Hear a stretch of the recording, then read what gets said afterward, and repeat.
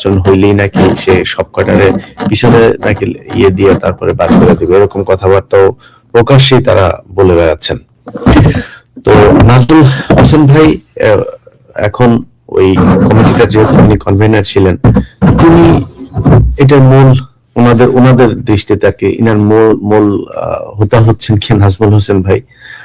আর সিআইডির ডক্টর রুহুল আমিন ভাই উনিও এটার ইয়ে করে দিয়েছেন, তো উনিও হয়তো একটা বিরাট ভাজন হইতে পারে ভবিষ্যতে। এখন প্রশ্ন হলো যে বোর্ডের এই মুহূর্তে যিনি চেয়ারম্যান প্রেসিডেন্ট আছেন আমিনুল ইসলাম বুলবুল ভাই, বোর্ডের ভাইস প্রেসিডেন্ট আছেন সাখাওয়াত ভাই, পরিচালক আছেন আসিফ ভাই সহ আরো যারা আছেন, ভাই আপনাদের একটু সাহস দেখাইতে হবে তো। আপনাদেরকে যদি নাকি মানে মিডিয়া আছে, তো আপনাদের নিজের একটা ফেসবুক পেজ আছে, আপনারা সেখানে ঘোষণা দিয়ে বলে দেন যে কি হয়েছে, মানুষ জানুক অন্তত। না পদে মানে এইসব অন্যায় অনিয়ম এগুলোকে ধরে রেখে পদে থাকার চাইতে আমি মনে করি বাংলাদেশের মানুষকে এটা জানানো উচিত যে বোর্ডে কি হচ্ছে, কার চাপে আপনারা কাজ করতে পারছেন না। মাটি চুরি হয়েছে, আরে ভাই সেখানে তারা বলেছে মাটি নাকি তারা ঠিকই এনেছে, এই আপনার 20 CFT এনেছে তারা, কিন্তু এই মাটি নাকি রাতের বেলা চুরি করে নিয়ে গিয়েছেন। এখন ওইটা একটা মানে সিকিউরড এরিয়া, ওই সিকিউরড এরিয়াতে 24 ঘন্টা সিকিউরিটি থাকে, ওইখানে সিসি ক্যামেরার ফুটেজ আছে। তাদেরকে বলা হয়েছে যে সিসি ক্যামেরার ফুটেজ দেন, আপনারা যদি চুরির যদি প্রমাণ থাকে তাহলে দেন। তারা সেই ক্যামেরা চেক করেছে, চেক করে সেখানে এই ধরনের কোনো চুরির ঘটনা দেখেন নাই।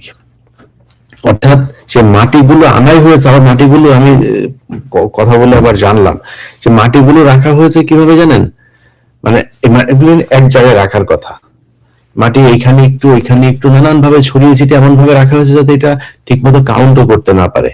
তো তারা তো সেটা করেছে, সবশেষে দেখেছে যে এখানে চুরি হয়েছে।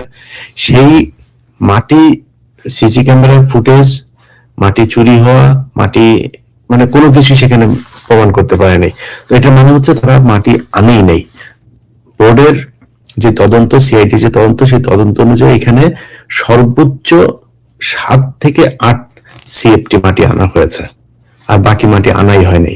আবার সেই মাটি আনার কথা বলা হয়েছে বগুড়া থেকে, সেই মাটি নাকি এনেছে হচ্ছে সাভার বা মানিকগঞ্জ এই দিক থেকে। মানে ভাই পদে পদে দুর্নীতি একদম চারিদিক থেকে পুরো দেশের সবখানে ছড়িয়ে গিয়েছে। তো এখন ধরেন এই যে এটা হয়েছে, এটার পরে তো মানে এটা একটা সলিউশন তো ছিল, তাই না? যদি নাকি বোর্ডের পর এই রিপোর্টার ভিত্তিতে যদি নাকি আপনারা ব্যবস্থা নিতেন, কারা কারা এটার সাথে জড়িত, ব্যবস্থা নিলে তো এই এতদিনে এই চোরগুলো তো জেলে যাওয়ার কথা। এই যে আমি গত 2 দিন আগে সুজনের যে নথিটা দেখেছি, সুজন যে চুরিটা করেছে প্রায় 2.5 কোটি টাকার উপরে, 2.5 কোটি টাকা চুরি করলে তার বিরুদ্ধে ব্যবস্থা নেবেন না? ওদিকে পিডিআর এর কমিশন আপনার রিপোর্ট করে রেখেছে, ব্যবস্থা নাই। আরে ভাই সমস্যা, গুম কমিশনের ওদিকে রিপোর্ট রেডি, কোনো ব্যবস্থা নাই। মানে তার কমিটি করার দরকার ছিল কি আপনাদের? পুরো দেশটা জাস্ট আল্লাহর রাস্তায় চলছে। এখানে যে সমস্যাটা হবে, এই যে বিডিআর কমিশনের যে যারা রিপোর্ট যারা করেছেন, কমিশনের যারা মেম্বার ছিলেন, মেম্বারদের লাইফ তো এখন থ্রেটের ভেতরে।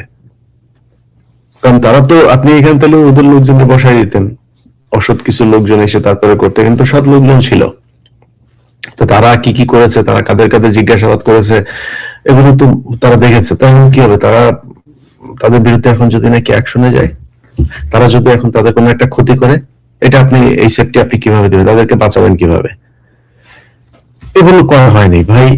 আপনি কমিশনের রিপোর্ট তৈরি রেডি, কমিশনের তদন্ত শেষ, কমিশনের মেয়াদ শেষ, আপনি কমিশনের রিপোর্ট অনুযায়ী কাজ করেন না, তাহলে করে লাভটা কি?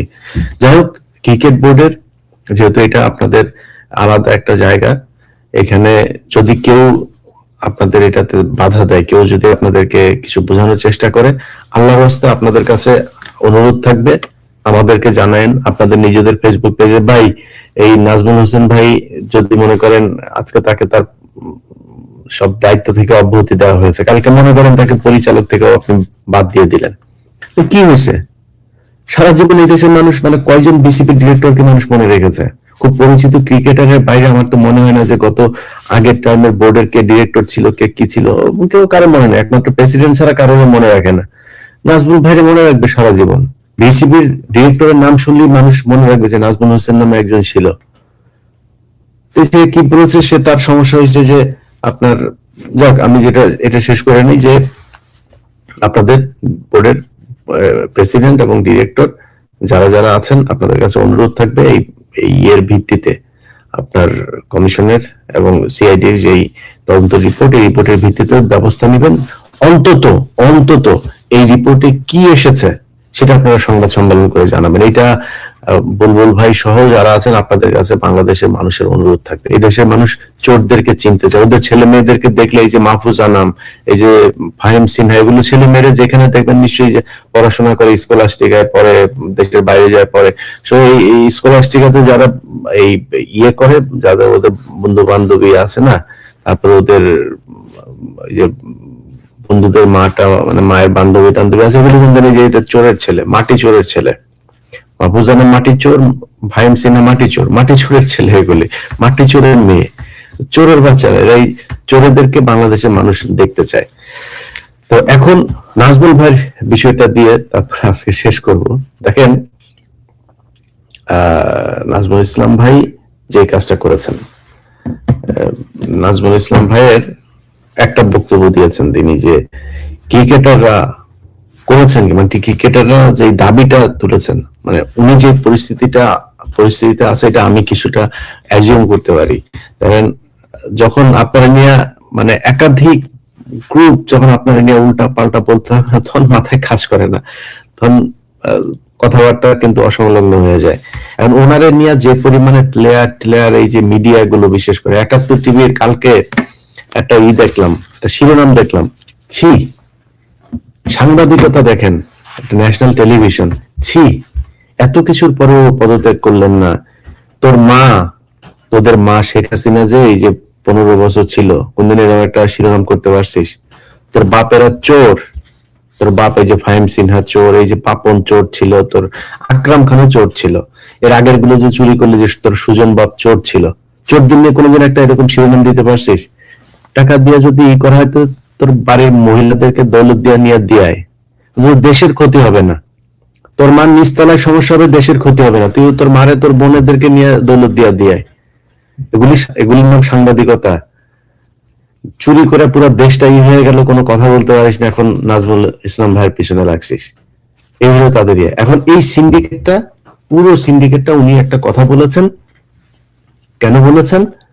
ক্রিকেটাররা ইন্ডিয়াতে বিশ্বকাপ খেলতে না গেলে ওনাদেরকে ক্ষতিপূরণ দিতে হবে। কত মামাবাড়ির আবদার চিন্তা করেন। মানে তোর দেশ তোর না, দেশ খালি বিসিবি, দেশ খালি বাংলাদেশের মানুষের, তোর দেশ না? আচ্ছা, এটার প্রেক্ষিতে গতকালকে আমি খুব অবাক হয়ে শুনলাম, এই যে মেহেদী হাসান মিরাজ, আমি আমার খুব পছন্দের প্লেয়ার একটা, এই লোক কি বলে যে আমরা, মানুষ আমাদেরকে গালি দেয়, আমরা তারপরও তাদের সাথে সেলফি তুলি না, গালি কি তোমার খামাখা দেয়? একজন পড়লে আরো পরের 5 জন মনে হয় লাইন ধরছে উইকেট দেওয়ার জন্য, এমনি দেয়। আফগানিস্তানের সাথে তুমি মিয়া হোয়াইট ওয়াশ হও, তোমার এমনি গালি দেয়।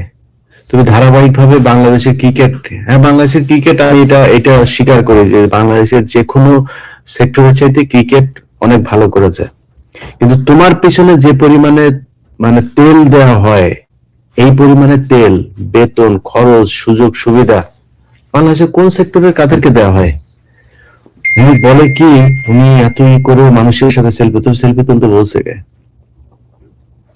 সেলফি আমরা তুলি না, আমরা জানি না, আমাদের সাথে মানুষ সেলফি তুলতে আসে না। তো সেলফি তুলতে আসে, এটা কি তোমার পয়সা নেয় নাকি? পয়সা চায়? তোমার ভালোবাসা দিয়ে একটা মানুষ সেলফি তুলতে চায়, কোটা দিয়ে সে বলেছে তারা সেলফি তুলতে আসে, সে সেলফি, তোমার সেলফি তুলে ভাই বাংলাদেশের মানুষ মেহেদী হাসান মিরাজের দেখলে পিছন দিয়ে একটা দিয়ে হ্যাঁ, তো ওর সাথে সেলফি তুলতে চায় না। আরেকটা কথা বলেছেন, উনি বাংলাদেশ সরকারকে ট্যাক্স দেন, সরকার ওনারে দেয় না কিছু। মানে বাংলাদেশের, আমরা বলেছি না যে বাংলাদেশের মানুষের ট্যাক্সের টাকায় চলেন, উনার জবাব দিয়েছেন উনি নাকি বাংলাদেশকে উল্টো ট্যাক্স, আর উনি টাকা পান হলো আইসিসি, আর এগুলো এই আইসিসি থেকে টাকা পান, বাংলাদেশ সরকারকে উনি দেয়, আর স্পন্সর থেকে টাকা পান, আর উনি বাংলাদেশ সরকারকে ট্যাক্স দেন। মেহেদী হাসান মিরাজ, তোর বাড়ি তো বরিশালে না, বরিশালে লঞ্চের পন্দে দৌড়িয়ে চলে আইসো, ইয়েতে সদরঘাটে নেমে গেছো, নেমে ওখান থেকে খেলা শুরু করছো না, ওখান থেকেই প্লেনে করে তারপর ইন্টারন্যাশনাল ম্যাচ খেলা শুরু করছো।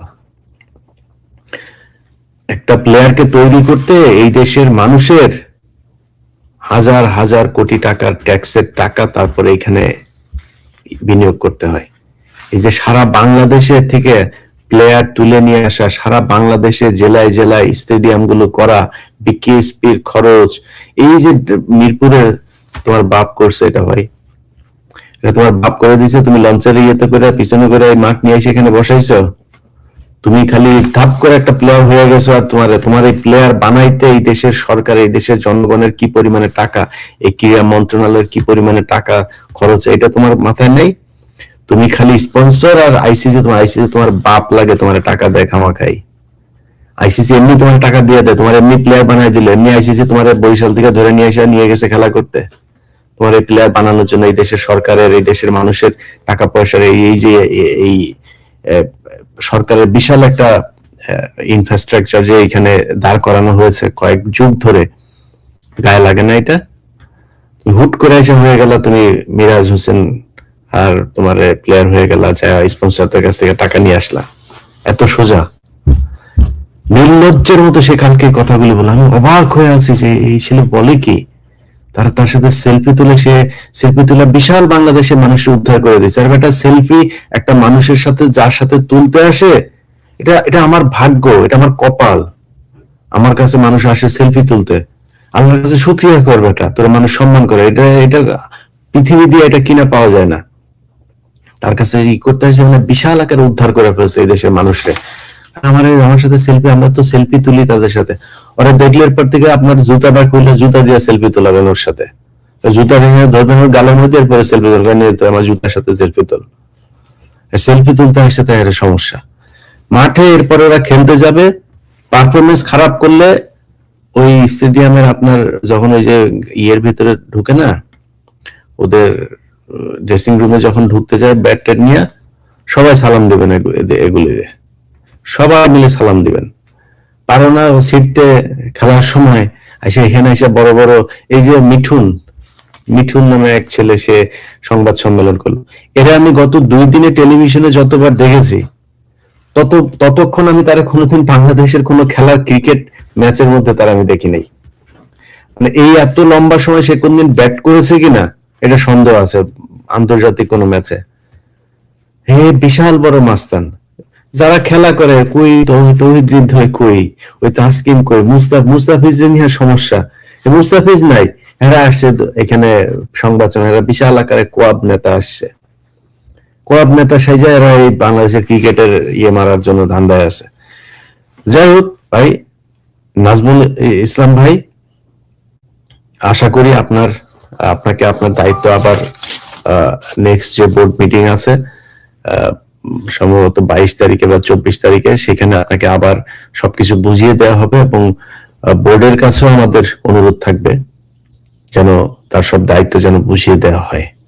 কারণ এই মানুষটার বাংলাদেশ ক্রিকেটের উন্নয়নের জন্য দরকার আছে, এবং এই হাসিনার 15 বছরে কি কি দুর্নীতি আছে সেই দুর্নীতিগুলোর দায়িত্ব, তদন্তের দায়িত্ব নাজমুল ইসলাম ভাইকে দেওয়া হোক। তিনি যদি দায়িত্বগুলো পান তাহলে আমার মনে হয় তিনি একাই না, এবং বোর্ডের যারা আছেন আপনারা ভাই, এই যে আমিনুল ইসলাম বুলবুল ভাই, সাখাওয়াত ভাই, আসিফ ভাই, আপনারা যারা আছেন ভাই, আপনাদের সবাই মানে নিজের গা বাঁচায় চললে হবে না ভাই, আপনাদেরকেও ওনার পাশে থাকতে হবে, আপনাদেরকেও এই দায়িত্ব নিতে হবে। আপনারা সম্মিলিতভাবে একটা টিম ওয়ার্ক করে তারপরে এই দলটাকে বাঁচাবেন, এবং এই যে চোর যারা, মাটি চোর সহ ডাব চোর, মাইক্রোবাসের ভাড়া চোর, এই চোরদেরকে চা কফির বিল তোলে নাকি তারা 60 লাখ 70 লাখ টাকা, ভয়ঙ্কর ব্যাপার। এগুলো বাংলাদেশের মানুষ জানতে চায়, এগুলো আমাদের টাকা, এই হিসাব জানার অধিকার বাংলাদেশের মানুষের আছে।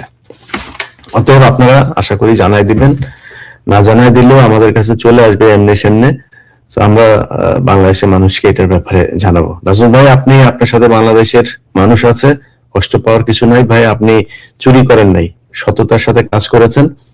আপনার কথায় ভুল থাকতে পারে, একটা কথা কিভাবে কোন সময় বলা উচিত ছিল সেটা ভুল হইতে পারে, কিন্তু কথা যেটা বলেছেন সেটা সঠিক বলেছেন। যে এই প্লেয়াররা বলবে যে ওই যে মিডিয়া দেখেন একটা বক্তব্য, মানে আধা ঘন্টার বক্তব্যের মধ্যে আধা মিনিটের বক্তব্য তারা দিয়া প্রচার করছে। তো উনি কি বলেছেন যে প্লেয়াররা কি করতে পেরেছে, প্লেয়াররা কি আমাদের এই পর্যন্ত কিছু দিতে পেরেছে যে তাদেরকে আমরা তাদের পেছনে খরচ করি? আরে ভাই, কথার প্রেক্ষিত কি, মানে এটা কোন ভিত্তিতে কি কারণে বললো? প্লেয়াররা এখন ইন্ডিয়াতে যাবে, তারা যেতে ইন্ডিয়াতে খেলতে না যেতে পারলে তাদেরকে ওই টাকা দিতে হবে, এটা চেয়েছে প্লেয়াররা। সেটা প্রেক্ষিতে তিনি এইসব কথা বলে সব কাটছাট করে এই যে